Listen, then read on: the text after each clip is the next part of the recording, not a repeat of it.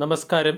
International മാർക്കറ്റിൽ Brent ക്രൂഡിൻ്റെ വിലയിൽ 5% ഇടിവ് വന്നതും ഫോറിൻ ഇൻസ്റ്റിറ്റ്യൂഷണൽ ഇൻവെസ്റ്റർ സെല്ലിംഗ് ട്രെൻഡിൽ നിന്നും ബൈയിങ് ട്രെൻഡിലേക്ക് മാറിയതും മൂലം ഇന്നത്തെ ട്രേഡിംഗ് സെഷനിൽ ഇന്ത്യൻ മാർക്കറ്റിൽ ഒരു ഗ്യാപ്പ് അപ്പ് ഓപ്പണിംഗ് വേണം നമ്മൾ പ്രതീക്ഷിക്കാൻ. നിഫ്റ്റി 200 പോയിന്റിൻ്റെ അധികമുള്ള ഗ്യാപ്പ് അപ്പ് ഓപ്പണിങ്ങിൻ്റെ സൂചനകളാണ് നൽകുന്നത്. കഴിഞ്ഞ ദിവസം അമേരിക്കൻ മാർക്കറ്റിൽ ഒരു പോസിറ്റീവ് മൊമെൻറ്റം കാണാൻ സാധിച്ചു. അതോടൊപ്പം തന്നെ അമേരിക്കൻ മാർക്കറ്റിൽ ഒരു ട്രെൻഡ് റൊട്ടേഷനും കാണാൻ സാധിച്ചു. കഴിഞ്ഞ ദിവസം നാസ്ഡാക്ക് 0.22% ഇടിഞ്ഞപ്പോൾ ഡോ ജോൺസ് 1%-ലേറെ ഉയർന്നു.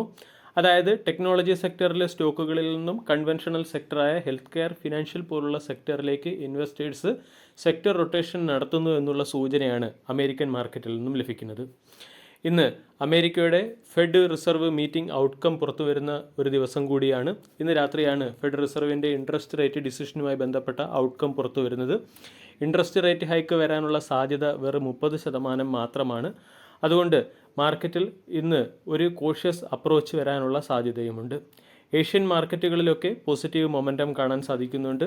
US-ഉം ഇറാനും തമ്മിലുള്ള സംഘർഷത്തിൽ അയവ് വരികയും ക്രൂഡിൻ്റെ വില ഇടിയുകയും ചെയ്തതിൻ്റെ ഇമ്പാക്റ്റ് ഏഷ്യൻ മാർക്കറ്റിൽ പ്രകടമാകുന്നുണ്ട്. അതുകൊണ്ടാണ് ഇന്ത്യൻ മാർക്കറ്റിൽ ഇന്നത്തെ ദിവസം ഒരു ഗ്യാപ്പ് അപ്പ് ഓപ്പണിംഗ് നമ്മൾ പ്രതീക്ഷിക്കേണ്ടത്. ബ്രന്റ് ക്രൂഡിൻ്റെ വില 5% ഇടിഞ്ഞ് $83 പെർ ബാരൽ എന്ന ലെവലിലേക്ക് എത്തിയിട്ടുണ്ട്. ഇത് ഇന്ത്യയുടെ കറണ്ട് അക്കൗണ്ട് ഡെഫിസിറ്റ് കുറയ്ക്കാനും ഇൻഫ്ലേഷൻ കൺട്രോൾ ചെയ്യുന്നതിനും സഹായിക്കും. ഇത് paint, tyre, aviation, oil marketing തുടങ്ങിയ സെക്ടറിലെ സ്റ്റോക്കുകളെ സംബന്ധിച്ചിടത്തോളമുള്ള ഒരു പോസിറ്റീവ് അപ്ഡേറ്റ് ആണ്. അതേസമയം US ഡോളർ ഇൻഡെക്സ് 4.60% എന്ന ലെവലിനടുത്തായിട്ടാണ് ഇപ്പോഴും നിലനിൽക്കുന്നത്. ഇന്ന് L&T എന്ന കമ്പനിയുടെ ക്വാർട്ടർലി റിസൾട്ട് കൂടി പുറത്തു വരുന്നുണ്ട്. ഈ ക്വാർട്ടർലി റിസൾട്ടിൻ്റെ ഇമ്പാക്റ്റും മാർക്കറ്റിൽ പ്രതിഫലിക്കാൻ സാധ്യതയുണ്ട്. L&T കൂടാതെ അദാനി എൻ്റർപ്രൈസസ്, അദാനി പോർട്ട്, ഡാബർ, ഐഷർ തുടങ്ങിയ കമ്പനികളുടെ ക്വാർട്ടർലി റിസൾട്ടും ഇന്ന് പുറത്തു വരും. ഇതും ഇന്ത്യൻ മാർക്കറ്റിനെ സ്വാധീനിച്ചേക്കാം. ഫോറിൻ ഇൻസ്റ്റിറ്റ്യൂഷണൽ ഇൻവെസ്റ്റർ അവരുടെ സെല്ലിംഗ് ട്രെൻഡിന് ശേഷം ബൈയിങ് ട്രെൻഡിലേക്ക് മാറുന്നു എന്നുള്ള സൂചനയാണ് കഴിഞ്ഞ ദിവസം മാർക്കറ്റ് നൽകിയത്. കഴിഞ്ഞ ദിവസം മാർക്കറ്റിൽ ഒരു നെറ്റ് ബൈയിങ് കാണാൻ സാധിച്ചു. 755 കോടിയുടെ നെറ്റ് ബൈയിങ് ആണ് കാണാൻ സാധിച്ചത്. ഡൊമസ്റ്റിക് ഇൻസ്റ്റിറ്റ്യൂഷണൽ ഇൻവെസ്റ്റർ ക്യാഷ് സെഗ്മെൻറ്റിൽ 1664 കോടി രൂപയുടെ ബൈയിങ് നടത്തുകയും ചെയ്തു. ഇനി ടെക്നിക്കൽ ലെവൽ നമ്മൾ നോക്കുകയാണെങ്കിൽ ഇന്ന് 24,200-അടുത്ത് മാർക്കറ്റ് ഓപ്പൺ ആകാനുള്ള സാധ്യതയാണുള്ളത്. അതേസമയം 24,050 തന്നെയായിരിക്കും മാർക്കറ്റിൻ്റെ ഏറ്റവും പ്രധാന സപ്പോർട്ടായി പ്രവർത്തിക്കുക.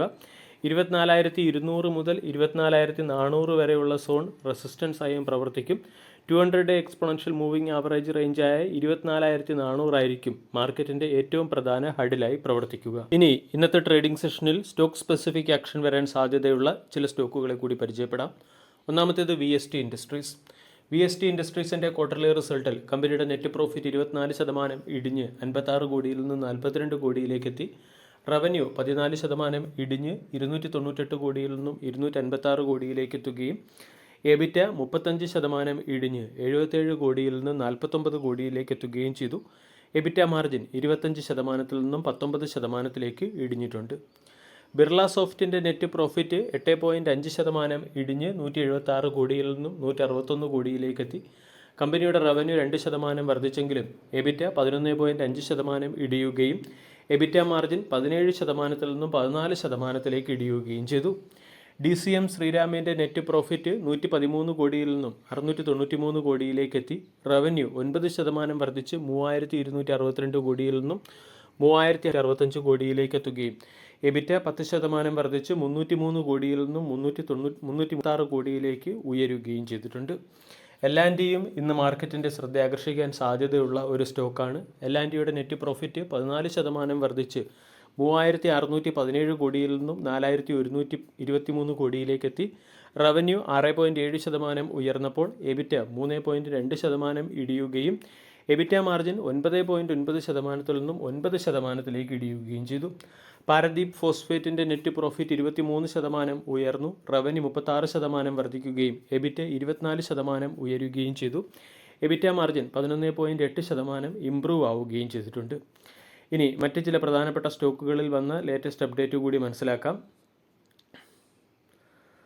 ഒന്നാമത്തെ stock Dicon system and solutions. Dicon system and solution എന്ന കമ്പനിക്ക് NBCIയുടെ സൈഡിൽ നിന്നും 267 കോടി രൂപയുടെ ഡാറ്റാ സെൻറ്റർ ഓഗ്മെൻറ്റേഷൻ ഓർഡർ ലഭിച്ചിട്ടുണ്ട്. അതുകൊണ്ട് ഡൈനക്കോൺസ് സിസ്റ്റം ആൻഡ് സൊല്യൂഷൻ എന്ന സ്റ്റോക്ക് മാർക്കറ്റിൻ്റെ ശ്രദ്ധയാകർഷിക്കാനുള്ള സാധ്യത കൂടുതലാണ്. Oil and natural gas corporation എന്ന സ്റ്റോക്കിനെയും ഇന്നത്തെ ട്രേഡിംഗ് സെഷനിൽ ഫോക്കസ് ചെയ്യാം. റെയിൽടെൽ കോർപ്പറേഷൻ ഓഫ് ഇന്ത്യക്ക് AIGയിൽ നിന്നും 43 കോടി രൂപയുടെ IT റിലേറ്റഡ് ആയിട്ടുള്ള, അതായത് സൈബർ ഫോറൻസിക്സുമായി ബന്ധപ്പെട്ട ഒരു കൺസ്ട്രക്ഷൻ ഓർഡർ ലഭിച്ചിട്ടുണ്ട്. അതുകൊണ്ട് റെയിൽടെൽ കോർപ്പറേഷൻ ഓഫ് ഇന്ത്യ എന്ന സ്റ്റോക്ക് മാർക്കറ്റിൻ്റെ ശ്രദ്ധയാകർഷിക്കാനുള്ള സാധ്യത വളരെ കൂടുതലാണ്. അതുപോലെ തന്നെ റെയിൽ വികാസ് നിഗം ലിമിറ്റഡ് എന്ന കമ്പനിക്ക് 358 കോടി രൂപയുടെ ഒരു ഓർഡർ ഈസ്റ്റേൺ സെൻട്രൽ റെയിൽവേയിൽ നിന്ന് ലഭിച്ചിട്ടുണ്ട്. ഇന്ന് മാർക്കറ്റിൻ്റെ ശ്രദ്ധയാകർഷിക്കാൻ സാധ്യതയുള്ള മറ്റൊരു സ്റ്റോക്ക് ഗ്രാഫൈറ്റ് ഇന്ത്യയാണ്. ഗ്രാഫൈറ്റ് ഇന്ത്യ US എക്സ്പോർട്ട് ചെയ്യുന്ന ലാർജ് ഡയമീറ്റർ ഗ്രാഫൈറ്റ് ഇലക്ട്രോഡ്സിന് മുകളിൽ US commerce 3.68% counter valuing duty ഏർപ്പെടുത്തിയിട്ടുണ്ട്. ഇത് ഗ്രാഫൈറ്റ് ഇന്ത്യയെ സംബന്ധിച്ചിടത്തോളം ഒരു നെഗറ്റീവ് അപ്ഡേറ്റ് ആണ്. പാരദീപ് ഫോസ്ഫേറ്റ് എന്ന കമ്പനിയുടെ business expansion point of view സ്റ്റോക്കിനെ ശ്രദ്ധിക്കാവുന്നതാണ്. ഏകദേശം 250 കോടി രൂപയുടെ ബിസിനസ് എക്സ്പാൻഷൻ പ്ലാനാണ് കമ്പനി മുന്നോട്ട് വച്ചിരിക്കുന്നത്. ഇതിൻ്റെ പശ്ചാത്തലത്തിൽ പാരദീപ് ഫോസ്ഫേറ്റ് എന്ന സ്റ്റോക്കും ഇന്ന് മാർക്കറ്റിൻ്റെ ശ്രദ്ധയാകർഷിച്ചേക്കും. വീഡിയോ എല്ലാവർക്കും ഇഷ്ടമായി എന്ന് വിശ്വസിക്കുന്നു. താങ്ക്